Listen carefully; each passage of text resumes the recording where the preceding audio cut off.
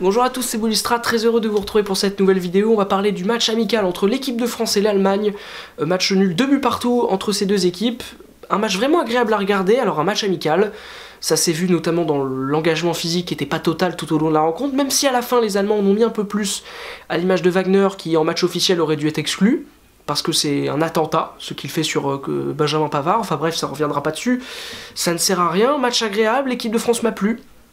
Vraiment beaucoup. Juste avant de commencer, vraiment, je voulais féliciter les Suédois pour leur qualification face à l'Italie. C'est quand même un exploit énorme. Et moi, le premier, j'étais très triste hier soir de voir que l'équipe de Buffon, et Buffon surtout, ne participerait pas à cette Coupe du Monde en Russie. C'est un événement, c'est triste, mais c'est comme ça.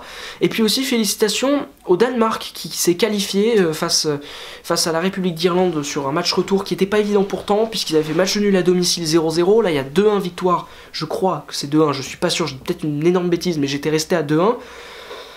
Enfin bon voilà, bravo à ces équipes, elles se sont qualifiées, donc Danemark-Suède en Coupe du Monde, c'est très bien. Maintenant, parlons du match de ce soir. J'ai trouvé l'équipe de France très intéressante, malgré le fait qu'il nous manquait. Attention, liste non exhaustive.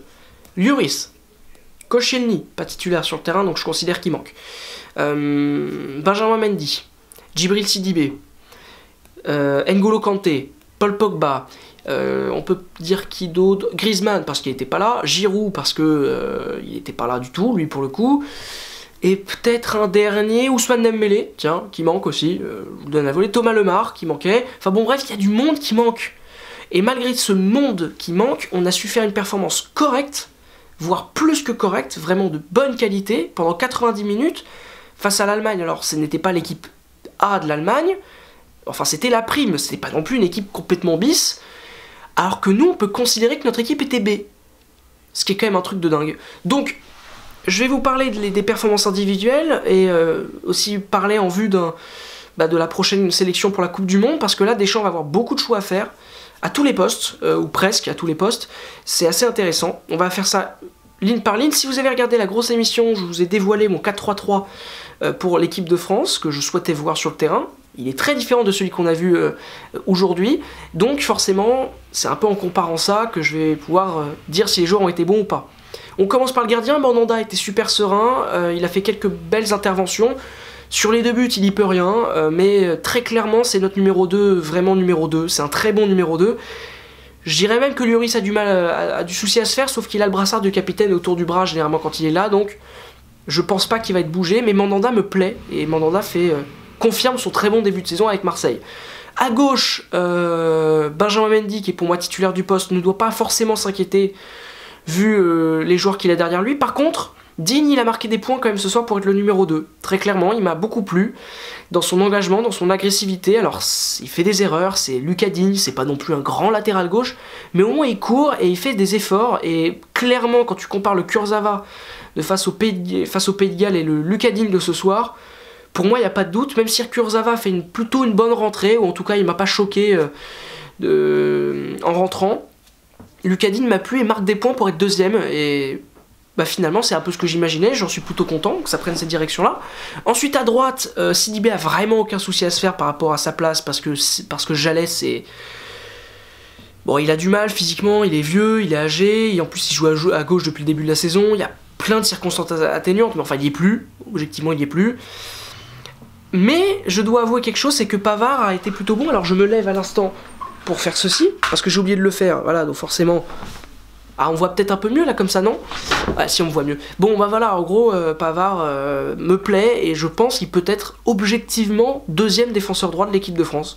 Pour les raisons que j'ai dites lors de la fameuse grosse émission, la possibilité qu'il soit capable de jouer vraiment à plusieurs postes, défenseur central, milieu de terrain, il est capable de faire ça. Donc Pavard s'impose et a été bon dans sa rentrée, il a donné quelques ballons en profondeur qui m'ont plu. Ensuite on passe à la défense centrale. Pour moi, Koscielny est indiscutable, il n'était pas là ce soir, c'est notre patron, donc Koscielny doit être là. Et entre Varane et Umtiti, donc qui ont tous les deux joué ce soir, je suis beaucoup plus rassuré par Umtiti que Varane. Donc là il y a vraiment un choix à faire, quoi. Qui de ces trois-là pourrait être titulaire indiscutable en défense centrale? Umtiti prend la direction d'être le numéro 1 et d'être notre patron. Il est impressionnant depuis quelques matchs en équipe de France, il était déjà très bon contre le Pays de Galles, plus rassurant que Koscielny, là il est plus rassurant que Varane. il commence à être vraiment bon ce Umtiti là, j'ai envie de le voir encore en équipe de France titulaire en fait. J'ai pas dit ça lors de la grosse émission, mais voilà, j'ai envie de le voir, il m'a beaucoup plu ce soir. Ensuite le milieu de terrain, Rabiot n'y est pas. Rabiot n'y est pas, alors je sais pas pourquoi en équipe de France ça marche pas, mais ça ne marche pas. Il est très bon au PSG, et là je sais pas, il a peut-être froid encore, j'en ai aucune idée, mais il y était pas. Il y était pas, manque d'agressivité, manque de vitesse, manque de tout, trop peu sécurisant. À chaque fois qu'il avait le ballon dans les pieds, j'avais personnellement un peu peur qu'on le perde le ballon. Donc c'est évidemment pas rassurant. Nzonzi est rentré, pas forcément beaucoup plus non plus, mais il a été plus serein on va dire. Donc N'Golo Kanté a pas trop de soucis à se faire si jamais on joue en 4-3-3, il est très clairement supérieur à ce qu'on a aujourd'hui à ce poste-là de sentinelle, en tout cas sur ce qu'on a vu en équipe de France. Ensuite au milieu de terrain, Tolisso, j'aime beaucoup, alors il a pas été super influent, mais il se bat tout le temps, il court partout, il fait les différences en défense, il est là. Il fait les efforts qu'il faut pour compenser les errements de Jallet de Mbappé sur le côté droit, et c'est important, et ça Pogba ne le fait pas, donc Pogba peut vraiment s'inquiéter pour sa place, même dans ce système-là où je le voyais titulaire indiscutable. Et puis Matuidi a fait son match, à la Matuidi, il s'est battu, il fait une super passe sur le premier but. D'ailleurs félicitations à Lucas Digne pour le centre, qui est vraiment beau aussi sur ce but-là. Enfin bon, voilà, Matuidi a fait du Matuidi, on n'est pas étonné, il est là, il est présent.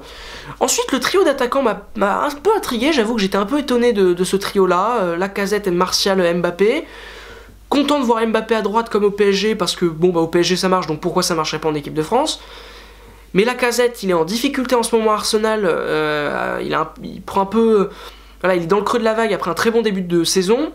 Et Martial, il fait un très bon début de saison, mais il m'a jamais vraiment beaucoup plu dans sa capacité... Son QI-foot, son fameux QI-foot est pas très élevé normalement, et là les trois m'ont beaucoup plu quoi. Ça bouge, ça va vite, ça court partout. Martial fait des différences à chaque fois qu'il touche le ballon, il joue même en une touche de balle, et alors jouer en une touche de balle c'est super intéressant et super pratique. Il rate une grosse occasion à la fin de match, c'est vrai, mais sur le premier but il est évidemment décisif, c'est le meilleur des trois attaquants pour moi de loin ce soir.